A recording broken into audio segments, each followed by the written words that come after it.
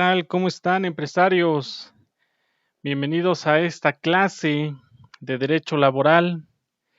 En esta ocasión vamos a ver las fuentes del derecho laboral, para el cual vamos a estar utilizando el libro de Derecho Laboral, un enfoque práctico de Ricardo Méndez, en el cual vamos a estar trabajando el tema de fuentes del derecho laboral. Para iniciar este tema, es necesario tener a la mano la Constitución Política de los Estados Unidos Mexicanos, así como también la Ley Federal del Trabajo, que nos va a permitir profundizar en el tema que nos ocupa en este momento. Bien, vamos a iniciar.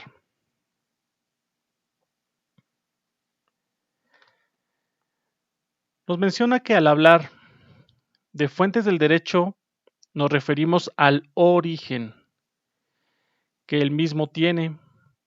En el caso del derecho laboral, sus fuentes están enlistadas en el artículo 17 de la Ley Federal del Trabajo, que señala: cuando nosotros hablamos de las fuentes del derecho laboral, como aquí lo está mencionando el autor, estamos hablando del origen del derecho, de dónde proviene.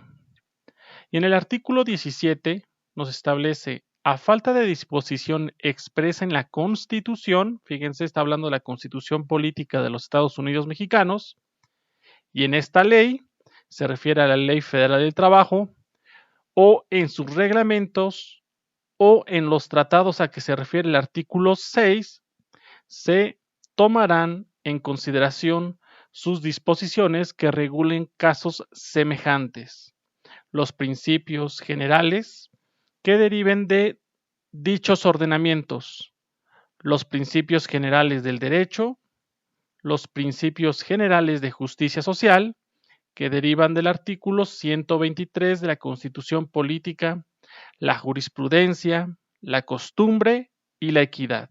Eso es lo que nos establece el artículo 17 de la Ley Federal del Trabajo. Vamos a ver la Ley Federal actualizada y vean que aquí nos están estableciendo en el artículo 17 exactamente lo que acabamos de leer.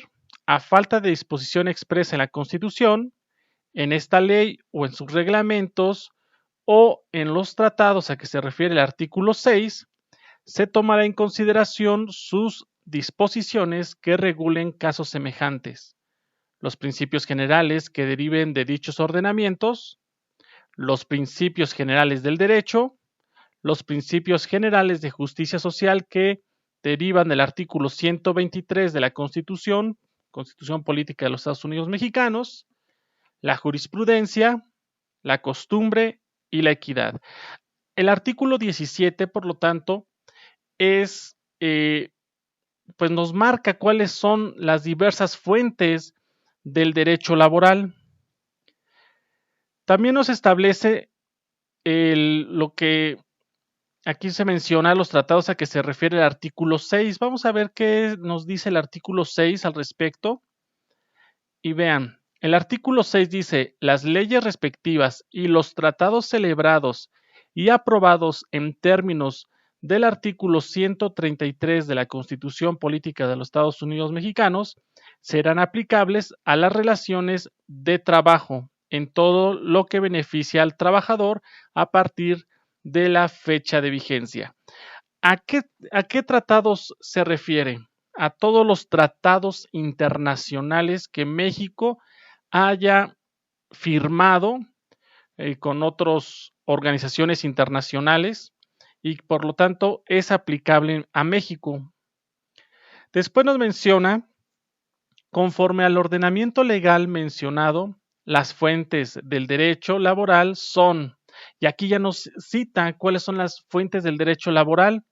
Primero es la ley, la legislación, donde está incluida la Constitución Política de los Estados Unidos Mexicanos, la Ley Federal del Trabajo, el reglamento de la Ley Federal del Trabajo y los tratados internacionales. Después nos establece la analogía como otra fuente del derecho, los principios generales que derivan de los ordenamientos citados, los principios generales del derecho y los de justicia social contenidos en el artículo 123 constitucional, la jurisprudencia, la costumbre y la equidad. Estas son las fuentes del derecho que provienen del artículo 17 de la Ley Federal del Trabajo. Podemos establecer que las fuentes del derecho son la Constitución, la Ley Federal del Trabajo, el reglamento de la Ley Federal del Trabajo, los tratados internacionales referentes a las normas de trabajo, la analogía, que ahorita vamos a ver qué es la analogía, los principios generales que derivan de ordenamientos citados, los principios generales del derecho, la justicia social contenida en el artículo 123 constitucional. Este artículo es el más importante en materia de derecho laboral, por el cual la siguiente clase vamos a estudiar con mucha precisión el artículo 123 de la Constitución Política de los Estados Unidos Mexicanos, porque es un artículo muy largo, en realidad, pero tiene bastante principios, derechos que los trabajadores se han ganado a través de la historia, desde la Revolución Mexicana, desde antes, desde la independencia, se empezaron a generar derechos en México, hablando nada más en México. Entonces, el artículo 123 constitucional lo vamos a estudiar la siguiente clase, la jurisprudencia, la costumbre y la equidad. Vamos a ver la legislación. La legislación, en primera instancia, nos estamos refiriendo a la Constitución Política de los Estados Unidos Mexicanos. Es el primer ordenamiento aplicable en materia laboral. Los artículos relacionados con la materia, con la materia laboral son los siguientes. Y vamos a ver cada uno de ellos. Artículo 3. Establece el régimen de trabajo para las relaciones entre las universidades e instituciones educativas superiores y autónomas con sus trabajadores. Vean que en el artículo 3 de la Constitución Política de los Estados Unidos Mexicanos nos establece cómo va a hacerse la relación laboral entre las instituciones de educación, vean, entre las instituciones educativas superiores y autónomas con sus trabajadores. Por ejemplo, podemos decir la UNAM está dentro de este apartado. El artículo 3 de la Constitución Política de los Estados Unidos Mexicanos establece, en este caso, el derecho a la educación. Aquí está, miren, el derecho a la educación. Y en este se establece más adelante la relación laboral que se tendría entre los trabajadores y los patrones en las universidades públicas autónomas. Vamos más adelante. Por aquí debe de estar. Dice, las universidades y las demás instituciones de educación superior a las que la ley otorga autonomía tendrán facultad y responsabilidad de gobernarse a sí mismas. Debe estar como por aquí. Dice, las relaciones laborales tanto del personal académico como del administrativo se normarán por el apartado A del artículo 123 de la Constitución Política de los Estados Unidos Mexicanos, en los términos y con las modalidades que establezca la Ley Federal del Trabajo, conforme a las características propias en un trabajo especial, de manera que concuerdan con la autonomía, la libertad de cátedra e investigación y los fines de las instituciones a que se refiere la fracción, esta fracción se refiere. Aquí viene cuestiones relacionadas a la relación laboral que se establece entre los trabajadores de las universidades como instituciones de educación superior, y nos establece que va a estar normado por el artículo 123, apartado A de la Constitución. Hay que recordar que el artículo 123 de la Constitución, el cual lo he nombrado en diversas ocasiones, se divide en dos apartados. El apartado A es aplicable para los trabajadores de la industria privada, se podría decir, y el apartado B se refiere a las normas que regulan las relaciones de trabajo entre los trabajadores y los poderes de la Unión. Entonces, ahí está lo establecido referente a esta relación.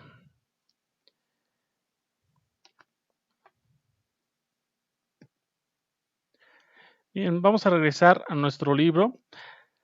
Aquí nos establece, en el artículo 5, nos menciona, en él se consagra, además de la libertad del empleo, analizados como principio rector del derecho laboral, la obligación de retribuir al trabajador por las actividades realizadas y que la relación laboral no podrá durar en perjuicio del trabajador más de un año. Vamos al artículo 5 de la Constitución y aquí nosotros ya lo habíamos trabajado anteriormente, en el cual nos establece: a ninguna persona podrá impedirse que se dedique a la profesión, industria, comercio o trabajo que le acomode, siendo lícitos. El ejercicio de esta libertad solo podrá vedarse por determinación judicial, cuando se ataquen los derechos de tercero, o por resolución gubernativa dictada en los términos que marque la ley, cuando se ofendan los derechos de la sociedad. Nadie puede ser privado del producto de su trabajo sino por resolución judicial. Todo este artículo es muy interesante, ya que también más adelante nos establece las relaciones que se van a realizar de manera gratuita. Vean, aquí nos menciona: nadie puede ser obligado a prestar trabajos personales sin la justa retribución y sin su pleno consentimiento, salvo el trabajo impuesto como pena por la autoridad judicial, el cual se ajustará a lo dispuesto en el artículo 1 y 2 del artículo 123. Se refiere de la Constitución Política de los Estados Unidos Mexicanos. Después nos menciona: en cuanto a los servicios públicos, solo podrán ser obligatorios, ahí está, obligatorios, en los términos que se refieren las leyes respectivas, el de armas, los jurados y el desempeño de los cargos concejiles y los de elección popular directa e indirecta, las funciones electorales y censales. Aquí cuando hablan las funciones electorales es cuando existen las votaciones, por ejemplo, las personas que se encuentran en la casilla representando al INE, las censales, los censos de población y vivienda que realiza el INEGI, dice, tendrán carácter obligatorio y gratuito, pero serán retribuidas aquellas que se realicen profesionalmente en los términos de esta Constitución y las leyes correspondientes. Los servicios profesionales de índole social serán obligatorios y retribuidos en los términos de la ley y con las excepciones que ésta señale. Entonces vean, aquí en el artículo 5 está estableciendo diversas maneras relacionadas al trabajo, en el cual se menciona que nadie puede ser privado del producto de su trabajo, es decir, que todo trabajo debe tener una retribución, excepto el trabajo que sea impuesto por una pena, por una sanción, por parte de una autoridad judicial. Y también menciona en el cuarto párrafo cuáles son los trabajos que son obligatorios para los mexicanos, con su debida retribución. Como yo les había mencionado, el trabajo de censo que hace el INEGI, lo que hace el INE, el servicio de armas en su caso. Bien, vamos a seguir estudiando nuestro libro y nos dice: artículo 132. Establece la preferencia de los trabajadores mexicanos sobre los extranjeros cuando se trate de un trabajo en el gobierno, en el que no sea requisito indispensable ser ciudadano mexicano. Vamos a ver el artículo 32 de nuestra Constitución y aquí nos establece que El ejercicio de los cargos y funciones para los cuales por disposición de la presente Constitución se requiera ser mexicano por nacimiento, se reserva a quienes tengan esa calidad y no adquieran otra nacionalidad. Esta reserva también será aplicable a los casos que así señale otras leyes del Congreso de la Unión. También nos menciona que en tiempo de paz ningún extranjero puede servir en el ejército ni en las fuerzas de policía o seguridad pública para pertenecer al activo del ejército en tiempos de paz y al de la Armada o al de la Fuerza Aérea en todo momento desempeñar cualquier cargo o comisión en ellos, se requiere ser mexicano por nacimiento. También nos menciona que esta calidad será indispensable para los capitanes de los barcos, pilotos de aviones, patrones, maquinistas, mecánicos y de una manera general para todo el personal que tripule cualquier embarcación o aeronave que se ampare con la bandera o insignia mercante mexicana. Será también necesarios para desempeñar los cargos de capitán de puerto y todos los servicios de practicaje y comandante de aeródromo. Y por último, dice, los mexicanos serán preferidos a los extranjeros en igualdad de circunstancias para toda clase de concesiones y para todos los empleos, cargos o comisiones de gobierno en que no sea indispensable la calidad de ciudadano.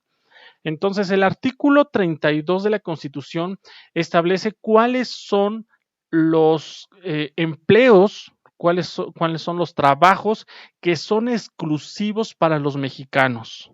También establece que debe de participar los mexicanos junto con los extranjeros en una igualdad de circunstancia para todo tipo de trabajos, de empleos del gobierno, que no sea un requisito el ser ciudadano. Eso es lo que nos establece el artículo 32 de nuestra Constitución. Vamos más adelante. El artículo 73, fracción 10, determina la facultad del Congreso de la Unión para legislar en materia laboral. Esto es muy importante. Vamos a estudiarlo. 73.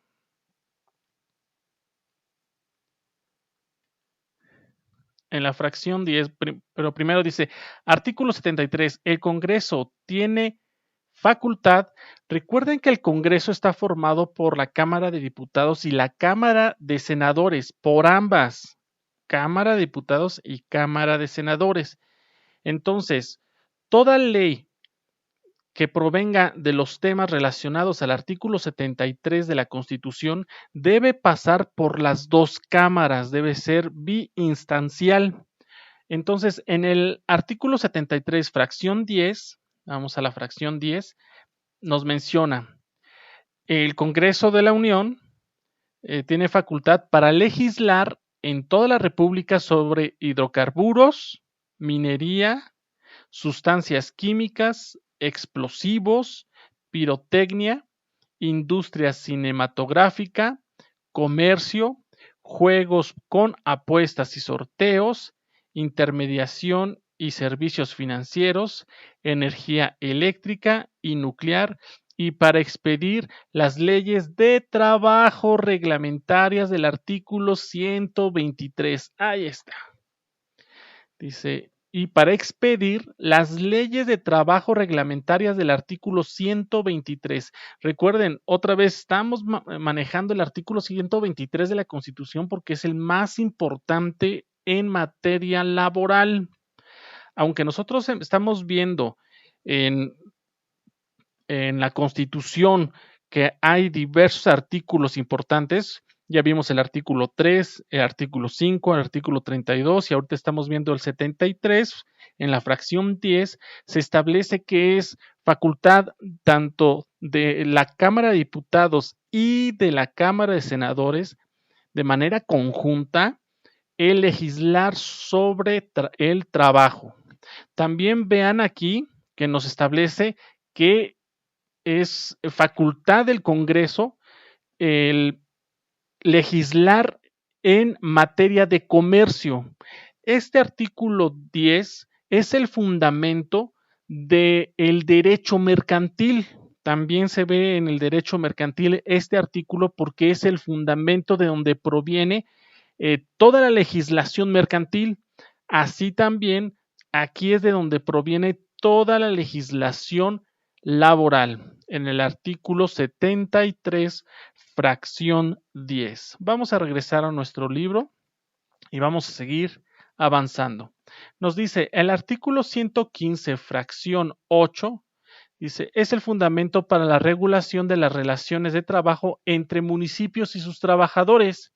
Vean que el artículo 115 nos establece la relación de los municipios y sus trabajadores, mientras que el artículo 116, fracción 5, es el fundamento para la relación de trabajo entre los estados, las entidades federativas y sus trabajadores.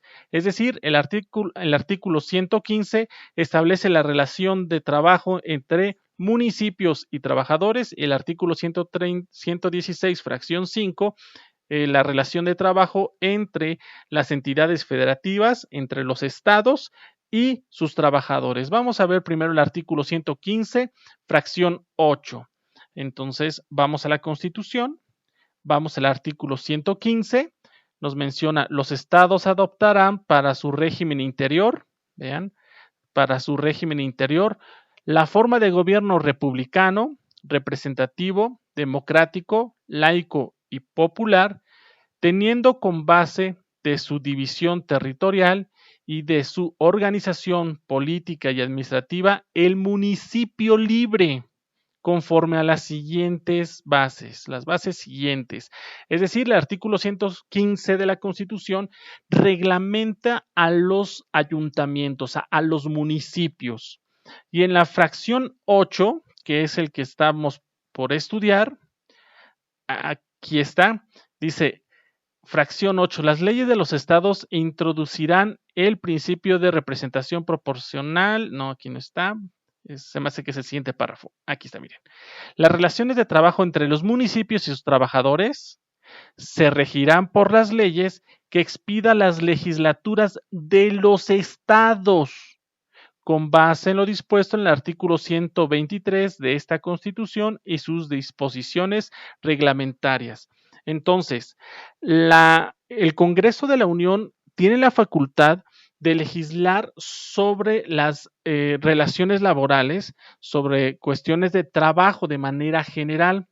Sin embargo, en este artículo 115, fracción 8 de la Constitución, establece que el Estado, la entidad federativa, es la facultada para expedir leyes que reglamenten la relación laboral entre los municipios, los ayuntamientos y sus trabajadores.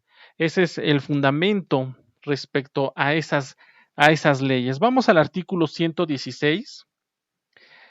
116 y nos dice, el poder público de los estados se dividirá para su ejercicio en ejecutivo, legislativo y judicial, y no podrá reunirse dos o más de estos poderes en una sola persona o corporación, ni depositarse el legislativo en un solo individuo. Bueno, esas cuestiones ya de cómo se maneja el gobierno. Los poderes de los estados se organizarán conforme a la constitución de cada uno de ellos, con sujeción a las siguientes normas. Vean, los poderes de los estados se organizarán conforme a la constitución de cada uno de ellos. Recuerden que cada estado tiene, cada entidad federativa tiene su propia constitución y nos establece en la fracción 5, vamos a la fracción 5.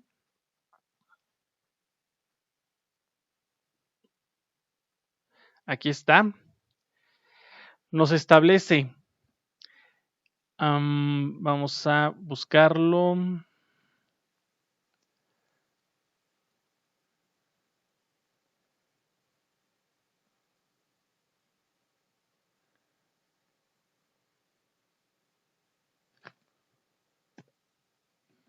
Ya la encontré, vean, está desactualizado esta parte del libro, menciona que es el artículo 116, fracción 5.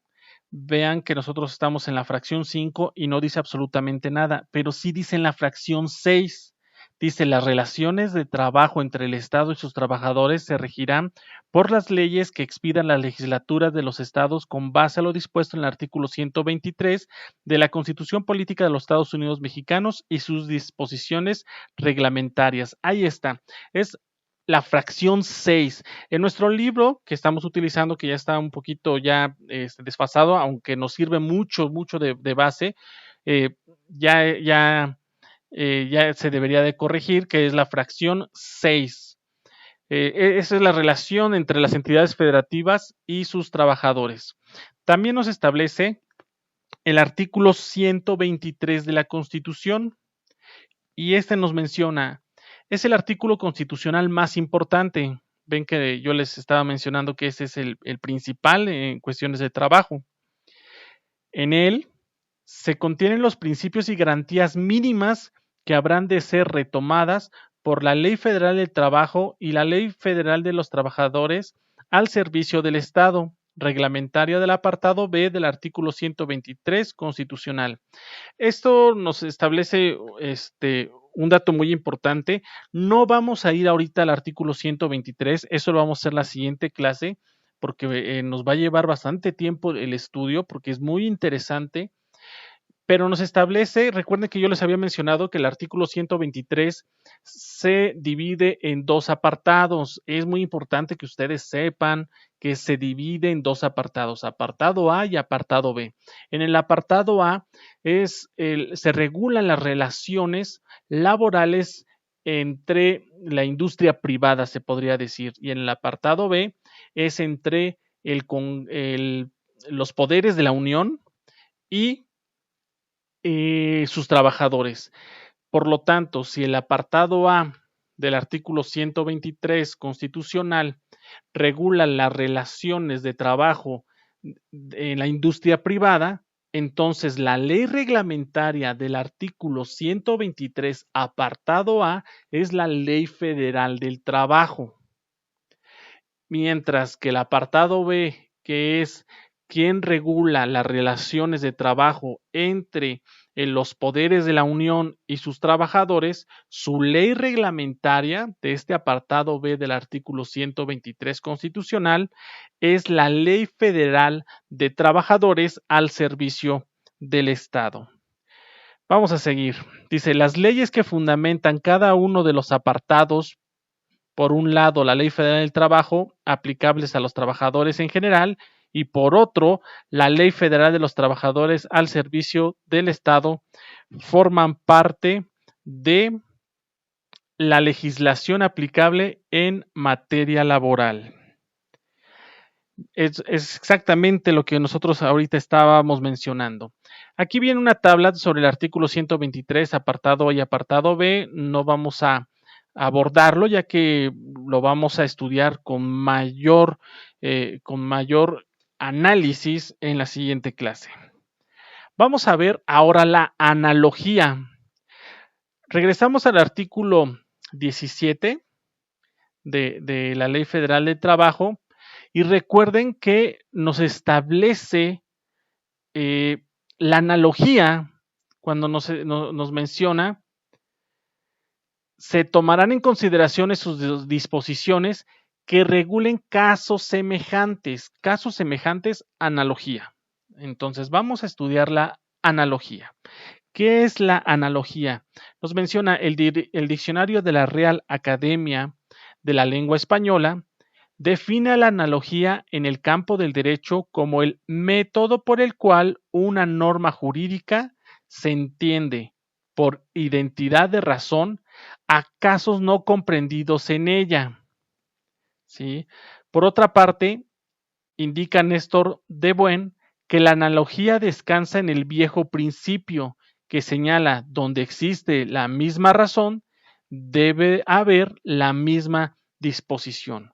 Por lo tanto, la analogía se refiere a que si en otra rama del derecho está regulado casos similares, que en otra rama del derecho no está regulado, entonces se debe de tomar lo que ya está regulado por otra rama del derecho, se debe de tomar como base para juzgar, para poder determinar cómo se debe de solucionar un conflicto utilizando las leyes, cómo se debe de solucionar este conflicto utilizando la analogía de otra rama del derecho, o no necesariamente debe ser otra rama del derecho, posiblemente sea la misma rama del derecho, pero distinta, distintos elementos para que se pueda realizar.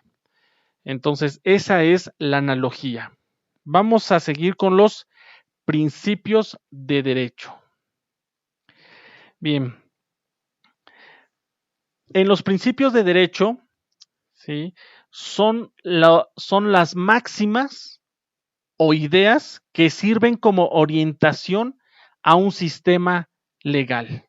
Esas son los principios del derecho, son los ideales, son los principios, por eso aquí los mencionan las máximas que orientan a un sistema jurídico. Vamos a estudiar ahora la jurisprudencia. La jurisprudencia es muy importante entenderla y nos menciona que la jurisprudencia es una definición simple. Una definición simple de jurisprudencia es que se trata de la interpretación de la ley que emiten las autoridades competentes al resolver los casos que se presenten. La jurisprudencia se forma con 5 sentencias o resoluciones en el mismo sentido, en casos semejantes, no interrumpidas por otro en contrario, que sean aprobadas por la Suprema Corte de Justicia de la Nación, funcionando en pleno o en salas, o por los tribunales colegiados de circuito. Entonces, vean, vamos a revisar un poquito. Principios de derecho. Vamos al artículo 17. Y aquí menciona los principios generales que derivan de dichos ordenamientos. Dice, los principios generales del derecho. Aquí en el artículo 17. Posteriormente, nos menciona sobre la jurisprudencia. Pero ¿qué nos dice aquí el artículo 17? Aquí nos establece la jurisprudencia. ¿Sí? La jurisprudencia. Ahora sí, ¿qué es la jurisprudencia? La jurisprudencia son los criterios de interpretación de las leyes que realizan los jueces mayores, para decirlo de cierta manera, que son magistrados, que son ministros, si es de la Suprema Corte de Justicia, magistrados si es de un tribunal colegiado de circuito, hacen una interpretación de la ley y generan un criterio de cómo se debería de interpretar la ley. Esos posiblemente podrían ser tesis, esos se llaman tesis, mejor dicho. Ahora dice, vean esta parte. Bueno, vamos a analizar la primera parte. Dice, una definición simple de jurisprudencia es que se trata de una interpretación de la ley, como yo les acababa de mencionar, que emiten las autoridades competentes. ¿Quiénes son las autoridades competentes? La Suprema Corte de Justicia de la Nación y los tribunales colegiados de circuito. Esos son las autoridades competentes, dice, al resolver los casos que se le presentan. Ahora sí, dice, la jurisprudencia se forma con 5 sentencias o resoluciones en el mismo sentido en casos semejantes, no interrumpidas por otra en contrario.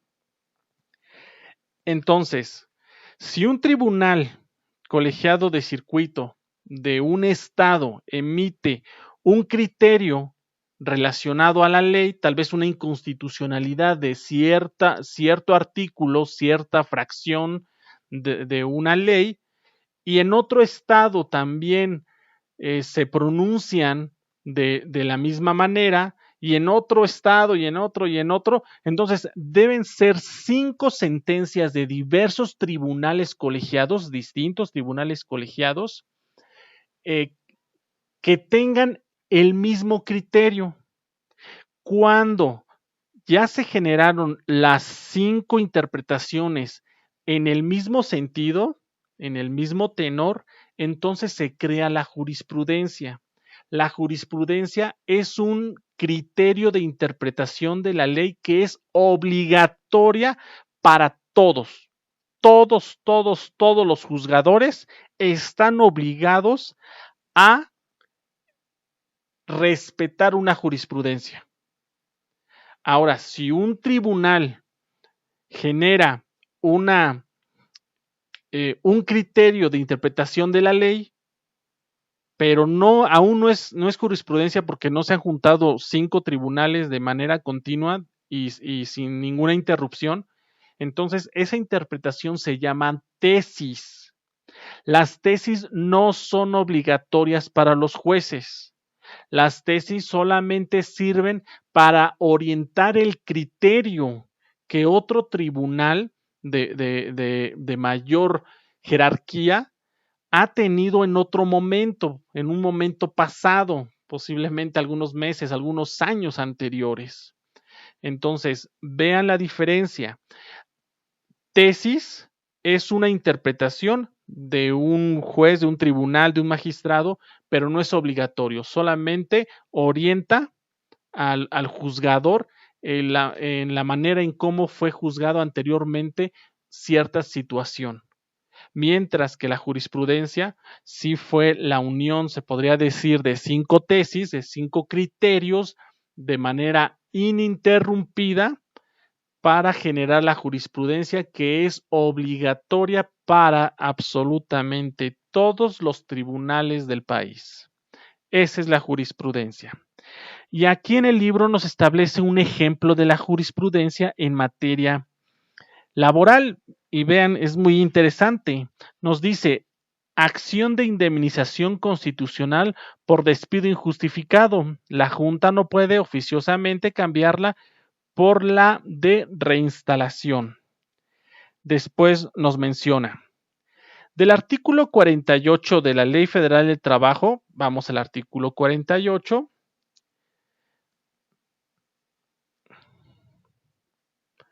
Aquí vean, dice, el trabajador podrá solicitar ante la autoridad conciliadora o ante el tribunal, si no existe arreglo conciliatorio, que se le reinstale en el trabajo que desempeñaba o que se le indemnice con el importe de 3 meses de salario, a razón del que corresponda a la fecha en que se realice el pago, observando previamente las disposiciones relativas del procedimiento de conciliación previsto en el artículo 684A y subsiguientes. Bueno, lo importante es aquí, el trabajador,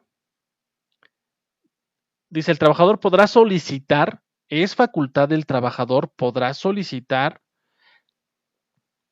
si no existe un arreglo conciliatorio, que se le reinstale en el trabajo que desempeñaba o, es decir, una u otra, o que se le indemnice, que se le reinstale o que se le indemnice.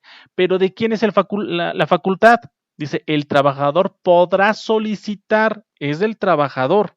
Ahora, vamos nuevamente aquí a la jurisprudencia y nos menciona, del artículo 48 de la Ley Federal del Trabajo se desprende que en caso de despido de un trabajador, es un derecho exclusivo del trabajador decidir el tipo de acción que habrá de intentar. Esto es el pago de la indemnización constitucional o, en su defecto, la reinstalación, debiendo añadirse que no existe disposición legal alguna que faculte a los tribunales laborales a variar oficiosamente la acción intentada por la parte obrera.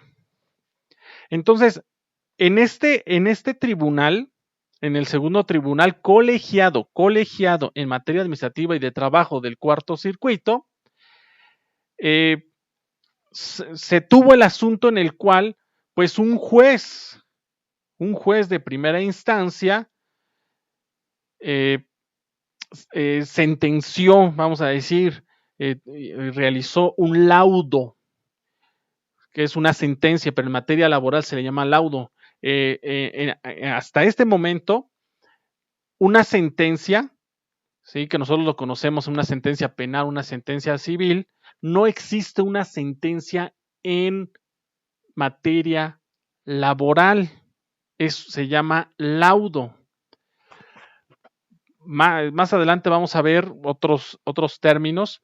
Sin embargo, es importante señalar que el tribunal laboral, lo que hizo él simplemente es reinstalar al trabajador, al quejoso, decirle, ¿sabes qué? Si ganaste, te voy a reinstalar a tu puesto. Y el trabajador dijo, no me reinstales, pues no voy a estar a gusto tal vez con el patrón, mejor que me indemnice, y ahí la dejamos.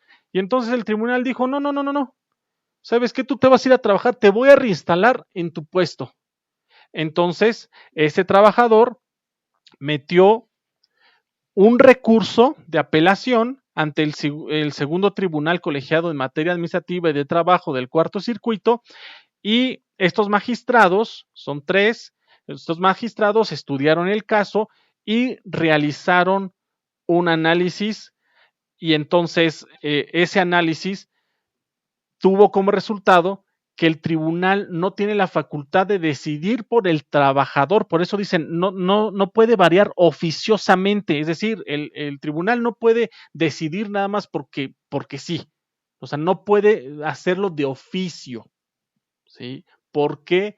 Porque debe ser a petición de parte. La petición de parte debe ser del trabajador, y el trabajador solicitó su indemnización. Entonces vean ustedes que en esta jurisprudencia tenemos, aquí lo menciona, jurisprudencia en materia laboral. En esta jurisprudencia nosotros tenemos criterios que son obligatorios, ¿sí? De aquí en adelante. Vamos a la costumbre. Vamos aquí a la costumbre. La costumbre también es otra fuente del derecho laboral. ¿Qué es la costumbre? Dice, es la repetición de una conducta en una sociedad y que la misma considera jurídicamente obligatoria. Podría citarse como ejemplo de una costumbre laboral, vean, esto es muy, muy interesante, el pago del salario en los días 15 y 30 de cada mes.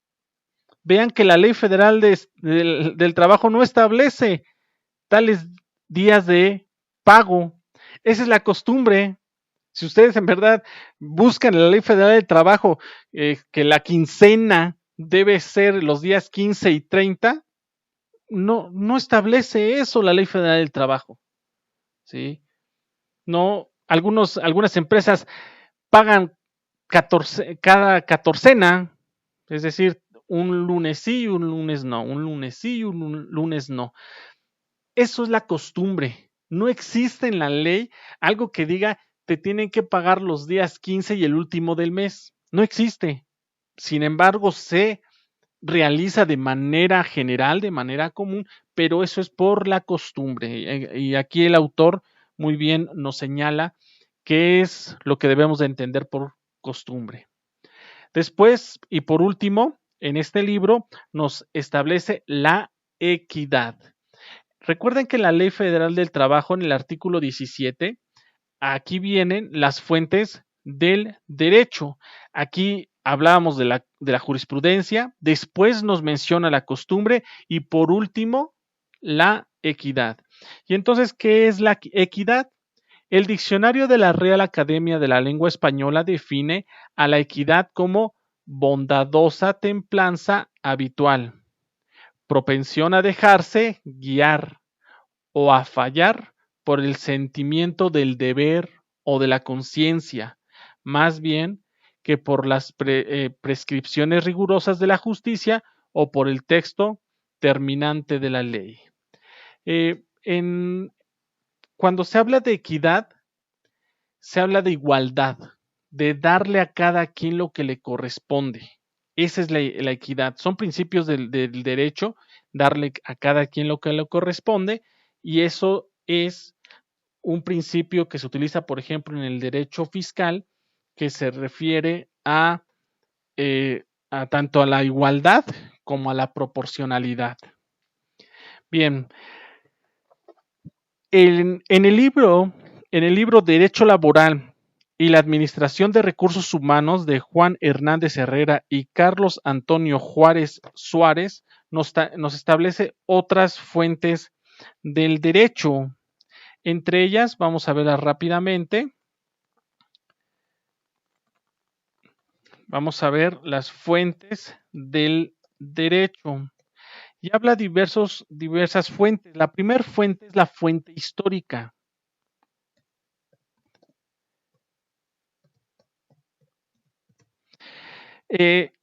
La fuente histórica se refiere a todos aquellos documentos que encierran un antecedente,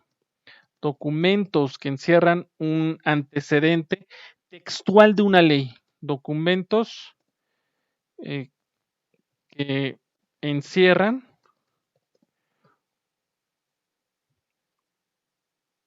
un antecedente textual de la ley. Aquí, por ejemplo, tendríamos los papiros que se han encontrado, los libros, por ejemplo, en el derecho romano está el Corpus Juris Civilis, ¿sí? Son fuentes históricas que fueron escritos. Simplemente también podemos hablar del Código de Hammurabi. El Código de Hammurabi es una piedra muy grande que fue tallada, que fue esculpida, en donde vienen principalmente, se establece de acuerdo a la historia, las leyes que se establecía en aquel entonces. Entonces, esas son las fuentes históricas. También hay fuentes reales. ¿Cuáles son las fuentes reales? Son aquellos factores y elementos dentro de un sistema social en un preciso momento que determinaron un conjunto de normas jurídicas. Por ejemplo, el movimiento revolucionario de México generaron la constitución que actualmente tenemos. Entonces es una fuente real porque se está hablando de los factores y elementos dentro de un sistema social.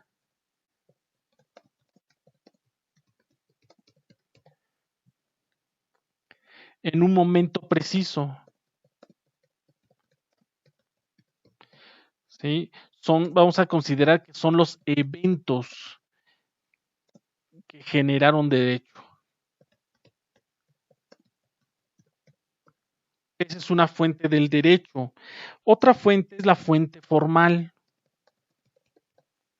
Esta fuente formal es el proceso de creación de las normas jurídicas. Proceso formal, se podría decir, de creación de las normas jurídicas. Por ejemplo, ¿cómo se crean las normas laborales? Pues como acabamos de ver, debe de ser biinstancial, debe de pasar tanto de la Cámara de Diputados como la Cámara de Senadores para crearse una legislación laboral. Esa es una fuente formal. También habla de esos autores de la legislación, que es la ley, ese ya lo vimos, la jurisprudencia, y esas son las fuentes del derecho. Fuentes del derecho de manera general. Nosotros hemos visto con el libro que hemos utilizado las fuentes del derecho en materia laboral. Recuerden, la fuente del derecho, si nosotros tuviéramos que establecer de dónde proviene la fuente del derecho en materia laboral, se establece en el artículo 17 de la Ley Federal del Trabajo. Ahí establece de dónde proviene el origen de las disposiciones legales en materia laboral. Hasta aquí hemos hablado sobre las fuentes del derecho del derecho laboral. Vean que hemos finalizado la primera parte de este libro y en la siguiente clase vamos a ver y vamos a analizar el artículo 123 de la Constitución Política de los Estados Unidos Mexicanos. Hasta aquí la clase del día de hoy. Les mando un saludo a todos ustedes, empresarios. Hasta luego.